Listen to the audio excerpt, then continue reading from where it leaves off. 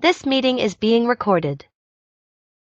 All right. Well, as we continue our new series on the architecture of reality, we're talking about uh, the concept from ancient Greek philosophy, know thyself, and the way that know thyself in the ancient world meant find your place in society or understand your place in society and embrace it, and then you'll find satisfaction in being who you were meant to be. And there's this conversation has continued down to the present where we've really flipped around the definition of know thyself. Another example of this, I love Hamlet. I think it's the greatest play ever written in English. I maybe the greatest single work of literature in English. I mean, it's hard to judge it over against Paradise Lost, or you know to to judge it over against Beowulf, or some of the other truly fundamentally great works of literature, Chaucer. But I love Hamlet, and one of the phrases in there that we continue to use is "to thine own self be true," and it's interesting the way we use it versus the way it's used in the play, because I think it's another example of the way that we have flipped around the idea of selfhood, because the person who says it in the play, Polonius, is an untrustworthy character. He's guiding his son Laertes, and he says, "To thine own self be true." And he's guiding his son Laertes, and he's untrustworthy, not necessarily because he gives bad advice, but he gives advice that he's not following. It's in the first act, it's in the third scene, and it's a great scene where Laertes is giving his son advice and giving his daughter advice, and you can tell he's kind of a goofy character. He's not but he's giving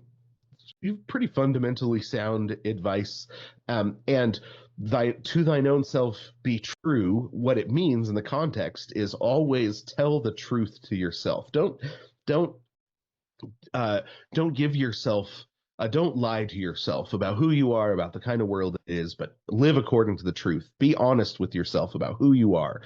um, but he's also telling Laertes how to set up an effective mask so that others might be fooled into thinking that he is more than he actually is.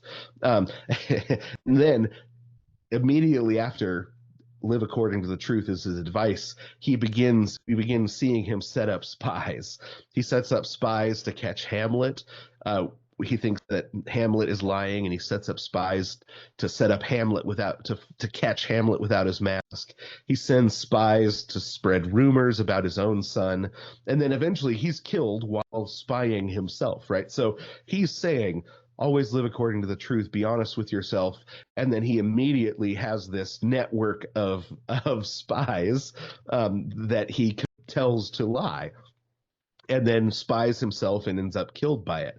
And it makes him he's a funny character, but he's a tragic character, and that because he won't stay in his proper and appointed place, even though he advises his son and daughter to stay in theirs, it ends up killing him, and it helps destroy the whole kingdom. And and he is, in many ways, he's a mirror character to Hamlet, because Hamlet is a similarly tragic character.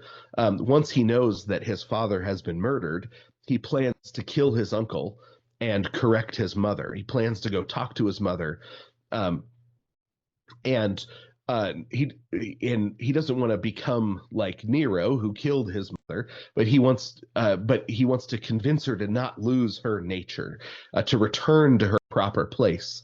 But by joining herself to his usurping uncle, her dead husband's brother, she's resisting reality. She's dislodged herself from the proper order of things and joined with the contagion of violence against this rightly ordered reality, right? So the brother and the king's brother, who's killed the king, and the queen are resisting the rightly ordering of reality, and the rottenness, the sickness of the social order, the rottenness in Denmark is people trying to violently overthrow the nature of things. And that's the first lie that everyone is telling themselves in the play, right? We can overthrow the order of things. But the problem is the ground has been so filled with unjust blood that it has thrown up the ghost of the king. Right, the ground is resisting them because the king's ghost won't stay put. So it's thrown up the ghost of the king. So reality is resisting them, and in order to restore order, justice is needed. The right blood needs to be spilled. Guilty blood needs to be spilled. And Hamlet needs to avenge his father's murder, and he has the legal right to do it because he is by nature the rightful heir to the throne. He's also the son. So in both of the offices of son and rightful king, he has the right to kill his father's murderer, to avenge the blood guilt. But when he finds the usurping king, he finds the king praying. And in Act 3, Scene 3, Hamlet leaves his proper station and tries to take on the role of God. He's given the opportunity to bring earthly justice and restore order.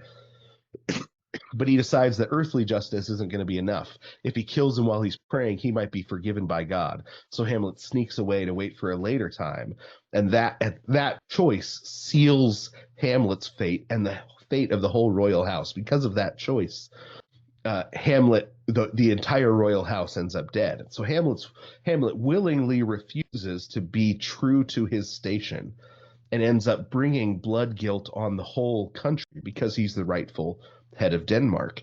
His choice of revenge over rightful vengeance brings blood guilt on the whole country, and so the whole royal family is destroyed, and the kingdom is handed to Fortinbras. Right. So you've got this amazingly insightful story of a king who has the opportunity to restore things to their proper order and instead becomes guilty himself and destroys the kingdom. I mean, the entire kingdom is thrown topsy-turvy and is killed and handed over to a new royal family because of it. So the advice, to thine own self be true, would have been good advice if Hamlet would have taken it, if Laertes would have taken it, if Polonius would have taken it. To thine own self be true, if they took it to mean understand who you are, your place, your responsibilities, embrace them, and do what's right, right? Because that's what being true to yourself actually means in Shakespeare's understanding of the world. Because they don't, the world, the reality, the world, the kingdom, the ground itself resists the royal family, and they all end up dead because of it. And then Shakespeare has Hamlet put up on display, his body put up on display, so that everyone will learn that they should have been they should have been true to themselves, true to reality, resisted reality, and thought in terms or thought to restore things to the way they ought to be, instead of destroying the whole world. Now, when we hear "to thine own self be true" now, we think that means be true to yourself and don't let anyone put limitations or tell you who you're supposed to be. Don't let society tell you who you're supposed to be.